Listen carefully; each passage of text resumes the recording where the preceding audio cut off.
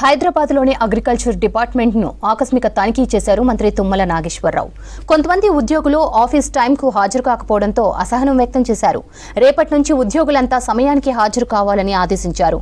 లేదంటే కఠినంగా చర్యలు తీసుకుంటామని హెచ్చరించారు మంత్రి. ఎంప్లాయీస్ టైమింగ్పై సమగ్ర నివేదిక ఇవ్వాలని అగ్రికల్చర్ డైరెక్టర్ని ఆదేశించారు.